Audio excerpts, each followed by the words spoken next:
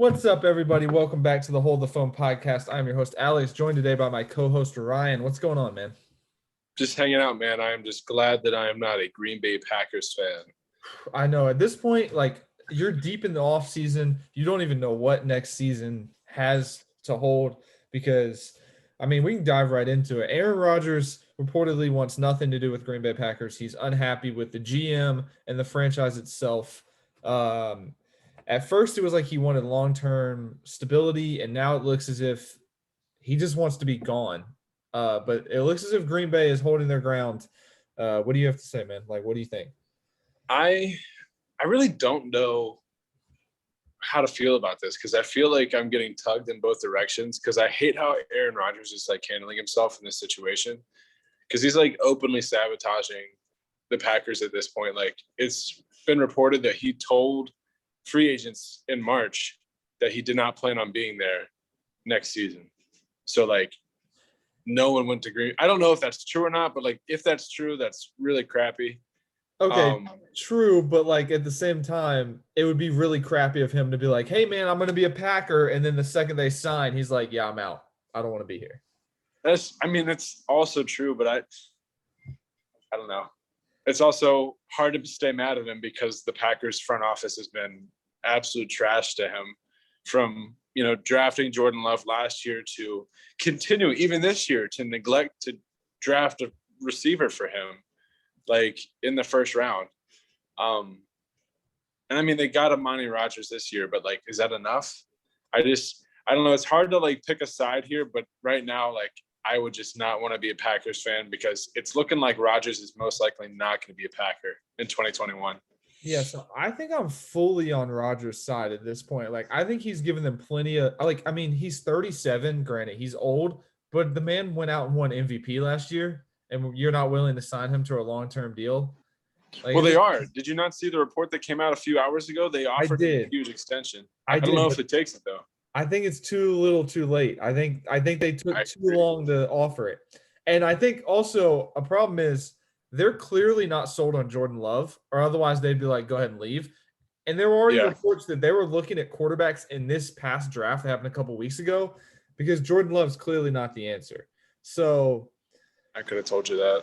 It gets to the point where it's if I'm Green Bay, now they're never going to do this because Green Bay is not really known for trading, but I would do everything in my power to trade for Julio Jones. Because I think that's the one thing that could get Rodgers to come back and be fully bought in is if I'm Brian, how do you say this dude's name? Is it their GM, Brian Gunstakoots? I don't know how to say his name. Yeah. But sure, that's his name. If I'm him, Your guess is as good as mine. Rodgers reportedly wants him fired. I would do everything in my power to surround him with as many weapons as I can because obviously I've screwed up the relationship enough. And I think Julio's on the market. Now, would the Falcons trade him to an NFC team? I don't know. And what would it take? But I would do everything I could to try and get him. If they threw a first rounder and Martez Valdes-Scantling my way, I'd 100% do it if I was Atlanta. I think Atlanta's going to ask for a lot. That's why I don't think Julio gets traded. I think they're going to ask for 2 first rounders. And I don't think there's any way because Julio's 32 at this point. How old is Julio? I think he's around that age. I think he's either 30 or 31. I don't think he's 32 yet. He is. Yeah, he's 32. He turned 32 in February. Wow. So he's still playing really well. And he's still he's due $11 million a year. So it's not like he's a cheap guy, but he is one of the best wide receivers in the league. I was about to say for a top 10 receiver, that's actually pretty cheap. Dude, imagine that offense. If you had Devontae Smith on one side, Julio on the other. Yeah. There's that. I feel like I just solved the Packers' problems right there. But obviously it's easier said than done. So let's say hypothetically Rodgers is going to get traded. Who do you think is the best landing spot for him to get traded? Or who do you think has the most assets to try and trade for him? The rumors are obviously the Broncos, I think, and the Las Vegas Raiders. But are there any other teams, or do you agree with those two teams? I think the team that makes the most sense is Las Vegas. but I don't think they'll trade. It would be the most Las Vegas thing to like not sell the house for Aaron Rodgers and like commit to Derek Carr. Like, as disgusting as that would be for the Raiders fans, I feel like that's like the Mayock way, is like doing the opposite of what you probably should do.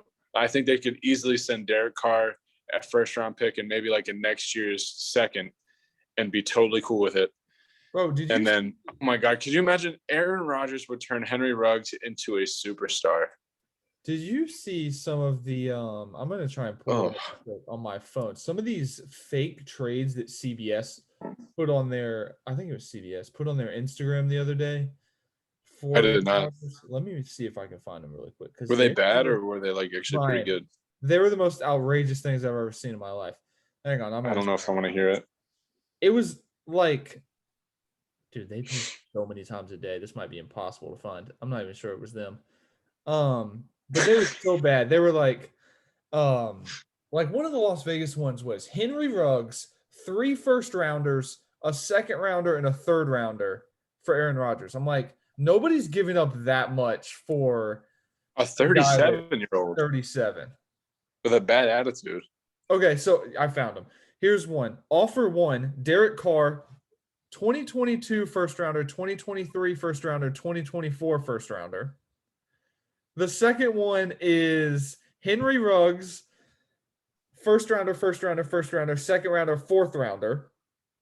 The third offer they put up was defensive end Mason Crosby, safety Jonathan Abram, 3 first rounders, and a third rounder. And those were that's the one I would do. That makes sense to me. Although 3 first rounders is a lot, but if I'm Vegas, I feel like you have to pull the trigger. But here are they can't draft in the first round anyways. The Denver ones were way worse for me. Drew Lock, 3 first rounders, a second rounder, and a third rounder. See, I have to stop here and say, like, Aaron Rodgers is not worth 3 first rounders. I'm sorry. I'll give you 2. 37. Maybe. Exactly. Like, it's not worth selling your soul for 3 years for a 37-year-old that's probably going to move on in 2. Now, if you're Rodgers, which team do you think is more ready to win right now, the Broncos or the Raiders? Because in my opinion, I think it's the Broncos. Oh, yeah, easily. Now, I mean, I feel like, well, Vic Fangio is going to handle the defensive side of the ball. John Gruden is going to sabotage both sides of the ball. So the answer is clearly the Broncos to me. The problem is I don't see why Rodgers, like, apparently those are the teams that he has rumored that he would want to go to. Why would you want to go to the toughest division in football? I think he kind of likes the challenge. I mean, he's pretty much bullied the Lions, the Vikings, and the Bears for 16 years. I think he's ready for a challenge, like going up against Mahomes twice a year and having to deal with teams like the Colts, the Bills, the Ravens, and the AFC. Like, I feel like it's more of a challenge to him. And also, the Broncos, they have young receivers. They've got Cortland Sutton. They've got Jerry Jeudy. They've got KJ Hamler. And I don't know, man. I feel like that's the best receiving core he would have ever had in his career. Like, sorry, Jordy Nelson and Randall Cobb. Sorry, Devontae Adams. Like, I don't know. I feel like that young receiving core would absolutely – oh, and not to mention freaking Noah Fant, dude. Noah Fant would easily move into like a top 3 tight end. I agree. Like, I don't care what you say. It would be Kelsey, Kittle, and Fant. That would be the top 3 if Aaron Rodgers was a Bronco. I could argue. I'd put Waller up there, but I think he'd be top 5. Well, yeah, Waller. Well, no disrespect to Waller. Waller is top 5, but dude, Fant, he's so young too. Yeah, he is like 23. That'd be so All good. Right. What's your gut say? Does Rodgers stay, get traded, or retire?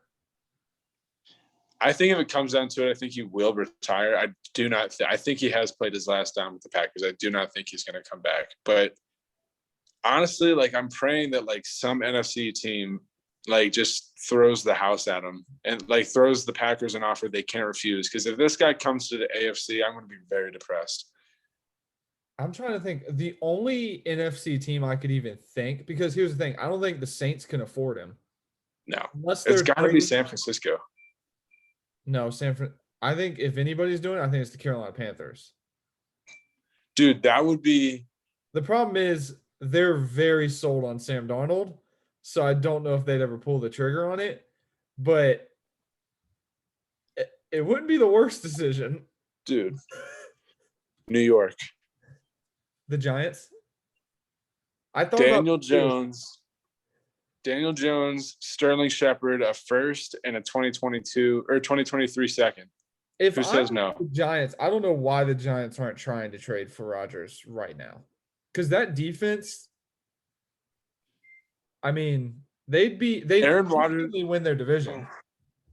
Aaron Rodgers would win them that division for like the next 4 years. Like no questions asked. Sorry, Dak. Sorry, Jalen Hurts. Yeah, I agree. Sorry, Fitzy. Like it's not happening. Like it's gonna be the Giants division forever. Like that is a division where like they haven't had a repeat champion. And Like so for how long? Like 15 years? a very Aaron long Rodgers time. would dominate that division and make it look like preschool, like right. Pee Wee League. So we both agree we think he's getting traded. I think we've spent just about enough time on Rodgers. It is I don't very know, man. interesting though. I know. Honestly, here's the thing: sports is so dry right now that I do think that this is going to be the story of the. It's going to be like when Brett Favre, the guy that Rodgers ultimately replaced, when he retired and came out of retirement to go to the Vikings. That whole summer was about Brett Favre. That's what this summer is going to be. Is about Aaron Rodgers unless he signs. I was about to say we'll probably spend another 10 to 15 minutes on Aaron Rodgers next week because he'll decide that he tweets like 3 emojis that mean something. Or we're gonna get off this and an hour later he's gonna have signed a like 7-year deal worth the most money ever with the Packers. That would actually just be our luck. Honestly, right before we upload it, he signs a massive deal and we're like, well, we got to scrap this whole episode. All right. Yep. Let's get into a lot of guys got their 5th-year options this offseason. So, I mean, there's a list that we put in this document. I think there's more than this, but right now we have. I was going to say, I actually copied down like almost all of them on a piece of paper in front of me. If you want me to list off a few important ones. Yeah, go ahead. The man that's near and dear to my heart, Josh Allen, got his 5th-year option picked up, as well as his teammate Tremaine Edmonds. Obviously, Lamar Jackson and Baker Mayfield and your boy Sam Darnold got their options picked up. A lot of Saquon Barkley, Denzel Ward, Quentin Nelson, and Bradley Chubb also got theirs picked up. These are all guys that like were no doubt like getting their options picked up. Like this was never in question. Roquan Smith got his, and Minkah Fitzpatrick got his. Those were a few of the notable ones. I was a little bit surprised to see the New Orleans Saints pick up Marcus Davenport's. To me, I don't think he's done anything notable worth getting that option picked up. I think they could have easily, like, if they wanted to keep him, like try to get an extension done in the near future. I don't think they should have paid him all that much money. But I completely agree. I was also surprised to see some of the guys that didn't get their options picked up. There were actually some pretty notable guys on there, like Cowboys linebacker Leighton Vander Esch. He's a stud, and I think he's honestly their best defensive player, besides DeMarcus Lawrence, obviously. Problem is he can't stay healthy. I mean, I think that's ultimately why they ended up declining it, is because he's injured every single year. Like he's never healthy. Yeah. I was also surprised to see Sony Michel did not get his. Well, I was surprised, but I wasn't, because Sony was like, he had such a good start to his career, and then Damian Harris came along and just like ruined him. Again, I think it's more of Leighton Vander Esch. I think it's the injuries, man. Like he's been known to be injury prone, and I think if it wasn't the Patriots, I think another team would have picked up his 5th-year option. Like the Patriots are so ruthless that I feel like they were just like, whatever, we'll find another running back. Yeah. Some other guys that did not get their options picked up were honestly like a lot of guys that were expected, guys that 4 years ago were head scratchers in the draft. Yeah. Like, why did they pick them? Like Hayden Hurst of the Falcons, Rashad Penny of the Seahawks, Terrell Edmonds, Tremaine's brother who plays in Pittsburgh, and then Taven Bryan of the Jags. I honestly think that Taven Bryan was probably, out of the ones that I just listed, I feel like Taven Bryan was the most borderline. I feel like he's, right at that cusp of like being good enough to get his option picked up. And I think the Jags have money, so it doesn't really make sense to me why they didn't just go ahead and pick it up just to see, like, for one more year.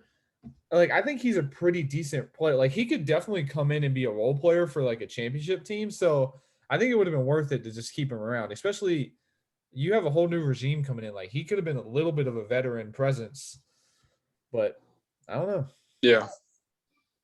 know. But yeah, I wasn't really shocked by any of them. I did think that some of these quarterbacks were going to be extended, which I guess they technically still can be. Mm. Like I was telling you, I think that the Bills need to hurry up and do it before Baker and Lamar get theirs, because It's I only think going to jack up the price. Lamar is going to jack up the price. And I think whatever Lamar gets, Josh Allen's going to get more than Lamar. Absolutely. And that brings up a really good question that I've been meaning to ask you this for a while. Can we like put this whole conversation to bed that like, who's the best quarterback in this draft class? Like it is Josh Allen. Yeah, it's Sam Like Darnold.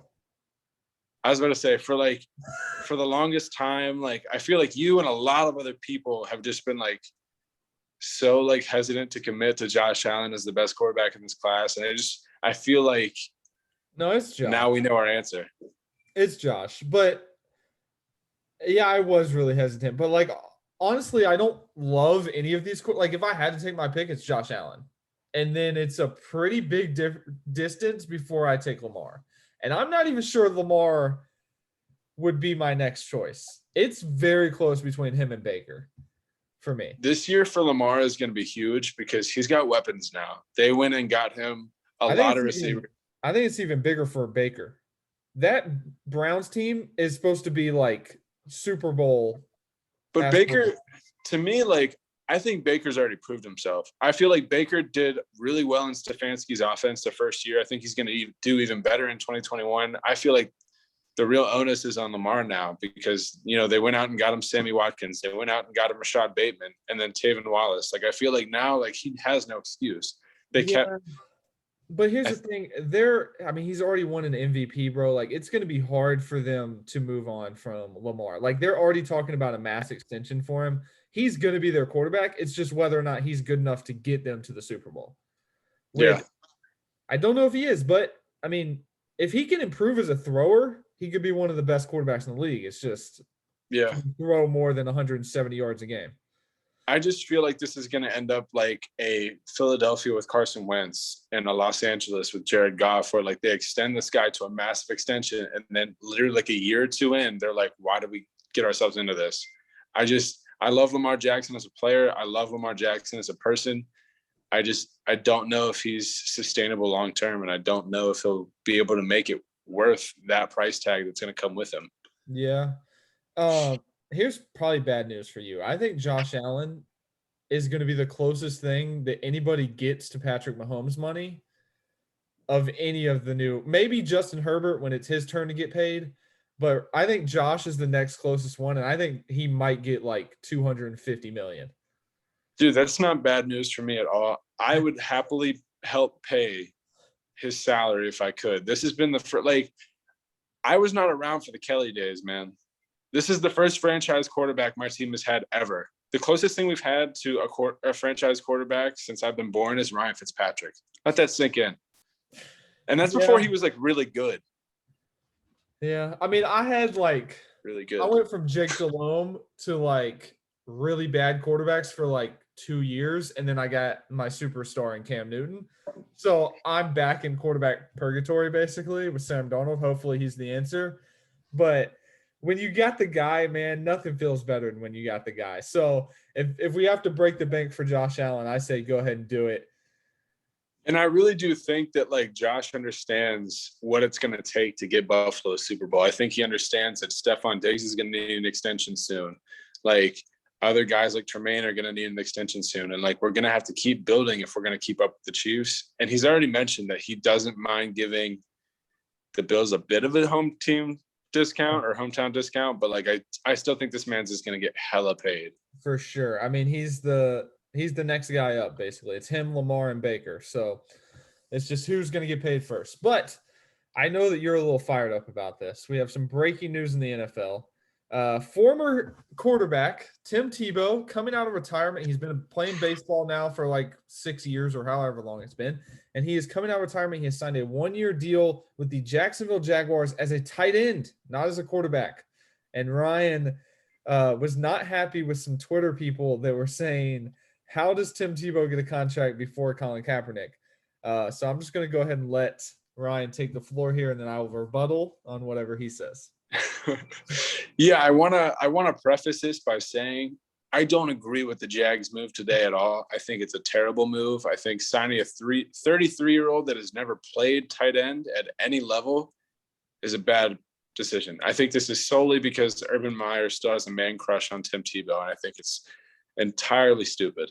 That being said, comparing this and being like, oh my God, why? Well, hold on. It's not even the Colin Kaepernick stuff. I saw Terrell Pryor get mentioned today. Yeah, that was wild. I saw you tweet back at that dude, and I was like, first of all, Terrell Pryor was garbage as a wide receiver for the 7 years that he was a wide receiver. He had one good year in Cleveland, and that was basically it. I mean, to mention, I did some research into this. This man is currently on probation that started in November, and he's still recovering from getting stabbed in 2019. Like, this man is not NFL ready. The person that tweeted that, I think, was verified too. Yeah, it was. Yeah. So I was like, what is happening? I was like, where am I? And then anyways, I see these tweets about like, oh my God, like how funny that Tim Tebow gets a contract before Kaepernick. And to me, that's so dumb. Well, first off, the fact that Tim Tebow has a contract in the NFL right now is very stupid. I saw, before I dive deeper into this Kaepernick stuff, I saw a tweet that said the last time that Tim Tebow was in the league, Luke Kuechly was NFL Rookie of the Year. Yeah. As well as RG3 on the offensive side. JJ Watt was Defensive Player of the Year. Adrian Peterson had like 2,000 yards rushing that season. Like, it's been so long, and he was a quarterback, and he wasn't a good quarterback. Yeah, it was, and you know, it does happen where quarterbacks can make the switch to tight end and it works out. Washington football team, Logan Thomas. Yeah. That's exactly what happened to him. And he's a pretty good tight end. Yeah. I think he was their best tight end last year. For sure. So I'm not saying that Tim Tebow can't be a good tight end. I just think he's a little too old and has been out of the game way too long to make that switch. But anyways, back to Kaepernick. I just feel like this situation is not comparable at all. I don't feel like Kaepernick is still actively trying to be in the league. I haven't heard anything from him in years. And the last time I saw, the NFL set up a workout for him. Granted, a year and a half, yeah. I mean, granted, I don't know exactly what happened, but from what it looked like, Kaepernick blew off that workout to do his own thing, and it didn't work out because I don't like it. I don't like the constant comparison. I feel like we need to let it go because I'll say it. I've said it before, and I'll say it again. Colin Kaepernick was not that good of a quarterback. If you go back and look at his 2016 stats, he was averaging 186 yards a game. Also, that is on par with Tyrod Taylor's 2017 season that got him replaced, and Tyrod is now a career backup quarterback. Also, it was 5 years ago. So, like, who's to say? Yes. Also, we're talking about a tight end. Does Kaepernick want to come back as a tight end? First off, would love to see that. Please. Me too. Honestly, I think he'd be a pretty damn good tight end.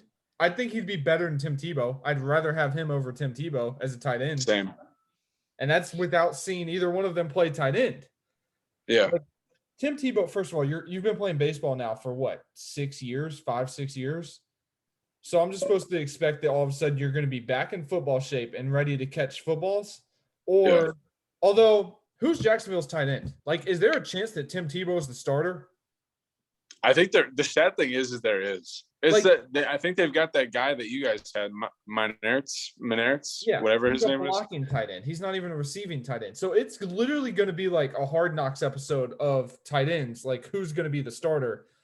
Honestly, if they can get Hard Knocks, they're going to get it now because Tebow's back. I don't think they can. I don't think they're one of the teams.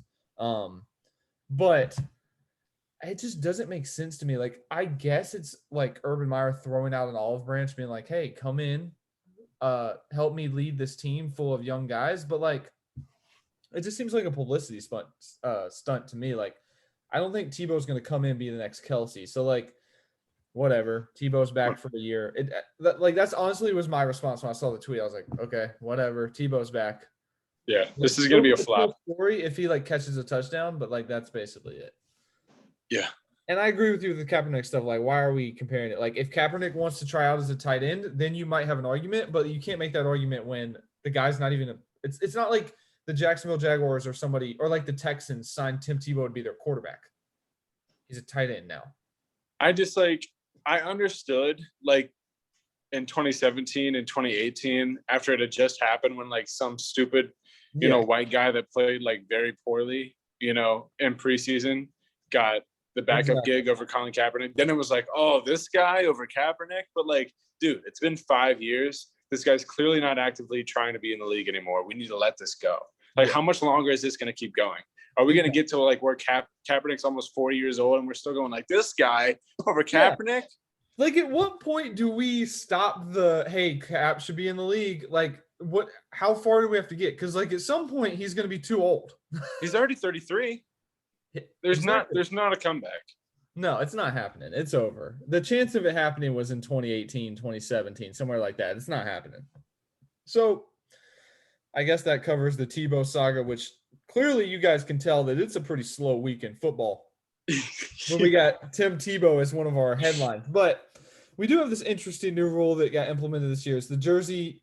So players can now change their jersey numbers, basically. They really opened it up, but it's mainly for like positional players. And a weird rule is that if you're like an existing player, so like let's say Josh Allen all of a sudden or not Josh Allen, that's a bad example. Let's say Derrick Henry all of a sudden wanted to change his number from 22 to 2. He has to buy all of the existing 22 jerseys, that are in stock with the NFL shop. So it'd be like a couple $1 million. So it doesn't really make sense for him to do it. So this rule basically applies for players that are changing teams this offseason or incoming rookies. And I think Ryan has a list, or I have the list that you texted us earlier about all the guys that have changed their numbers. And we're going to talk about it a little bit. So do you want me to read off the list? Yeah, well, first I was gonna just go over the rule change just so everyone's got a better idea of like who can choose what number, because I dived a little deeper into what those were. And guys will understand that this rule change is a few weeks old, but we haven't gotten a chance to talk about it. But we're gonna dive right in. So quarterbacks actually stayed the same. They get to choose numbers 1 through 19. Running backs are one of the groups that got to have a little bit more flexibility, and they're now 1 through 49. And then 80 through 89. Wide receivers are 1 through 49 as well as 80 through 89. I think tight ends are just about the same, 1 through 49, and then 80 through 90. Offensive line stays at 50 through 79. Defensive line stays at 50 through 79 plus 90 through 99. Linebackers and defensive backs, I feel like, got the most flexibility on the defensive side, where linebackers get 1 through 59 and then 90 through 99. So they pretty much get like everything except for the numbers designated for offensive line. Yeah. Defensive backs get 1 through 49, and then kickers and punters get no love and stick to 1 through 19. And honestly, out of all that, that's what I hate the most. I would love to see a kicker rolled out with a 99 jersey, man. That would just lighten my day. It does seem weird to me that kickers are only 1 through 19. Like, why can't they be like 88 or something? I mean, 88 is a wide receiver's number, but like, why can't they come out in the 90s or something like that? I want to see a 00 on a kicker, man. I don't even think 00 is I don't even think 0 is a number. Yeah, you can't, but I want it so bad. We should let a kicker wear 0. I'd settle for the 99, man, but I'd love the 00s. Just so after he nails a kick, you can just do that like that. Dude, yes, okay. So now that Ryan's read off the rules, we have some notable players that me and Ryan talked about earlier. So we got Buda Baker. Buda Baker is changing his number. I should have their numbers brought up, and I don't. So that's a problem. I got you. Buda Baker is switching. I think he was either 32 or 33, and now he's just switching to the number 3. Okay. I'm glad you got this because I don't, apparently. Go ahead. I was going to say, Patrick Peterson, the long-term Cardinals corner, who just recently signed with the Vikings. So he's actually one of those people who doesn't have to buy out the jersey because he's switching teams. He's going back to his college number, which was 7. Emmanuel Sanders, the new Buffalo Bills wide receiver, is number 1. J.C. Horn, the 8th overall pick to the Carolina Panthers, is 8, right? Yeah, he said he's doing it in honor of Kobe Bryant. I bet it has nothing to do with the fact that he was the 8th overall pick. No, it doesn't. I don't think it does. But hey, good for him. I mean, It's gonna be weird. It worked out. Yeah. Kyle Pitts, the 4th overall pick to the Falcons, is also going with number 8. Jamar Chase, the 5th overall pick to the Bengals. Yeah. He's going with number 1. This was a really cool one that I liked, and I respect Leonard Fournette for doing the whole jersey buyout thing. Not that I don't think they've got a ton of Fournette Bucks jerseys out there, but he's switching back to his college number, which was 7. And then Brandon Ayuk of the 49ers is switching to 2. So those were some of the more notable jersey number changes that we found. How do you feel about them, Alex? I think it's going to be weird. Like, I like that the players can now change their jerseys. Like, I think it's really cool because, like, I always love seeing, like, the single digits, especially on, like, positional players. I do think it's going to be really weird to watch. Like, the first year, you're going to be like, who's that? And then you'll be like, oh, yeah, that's Brian Ayuk. Or, like, oh, yeah, there's Leonard Fournette, number 7. Like, it's just going to look weird at first. And it really sucks for the fans that bought their jerseys. Like, yeah, as a Christian McCaffrey owner, if Christian McCaffrey was like all of a sudden, hey, I'm going to switch back to number 5, I'd be like, well, this kind of sucks because I own your 22 jersey. But I also get it. What do you think, man? Yeah, I know that I was really against it when they first came out with it. I was texting you a lot of angry messages about it.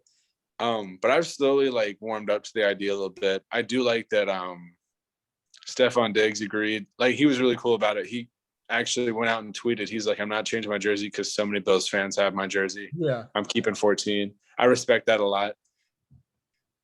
Especially because I'm one of those people. But, as a whole, I think this is going to be cool. I just think you're right. It is going to take a while to get used to. I think the one downside of this is it's going to be a lot harder. And guys, this is going to apply to you. I feel like every guy that's watching this, it's going to apply because it's going to be a lot harder to teach your significant other the game of football. Because I don't know, when I was teaching Angela, it was very easy to be like, okay, yeah, like, guys 40 through 59, like those are usually the linebackers. And like 1 through 17 or 1 through 19 is the quarterbacks. Like, like now it's just like, oh, who's number 1? Oh yeah, that's our punter. And then you look at another team, it's like, oh, is that guy their punter? It's like, no, that's their wide receiver. That's a good point.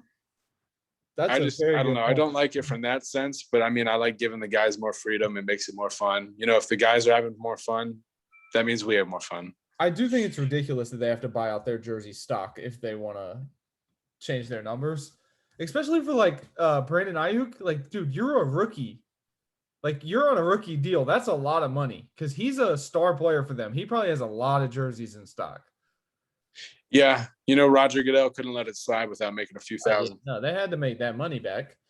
You got anything else for us this weekend this week, or are we good to wrap up? I wish it was this weekend. But no, man, that's it for me. I look forward to talking to you guys next week. And as we hammer through this dry summer together, we're going to get close to football sooner enough. Exactly. Hopefully sometime this week or next week, we're going to have the schedule release breakdown for you guys. Oh yeah. That's on Wednesday. I'm really excited to do that. Is that when it comes out, Wednesday? Yeah. Okay, perfect. So that will be the next episode for you guys, is schedule release. Super excited for that. Can't wait to mark my calendars on which team, but all in all, you guys have a great rest of your week. Can't wait for football to come back, man.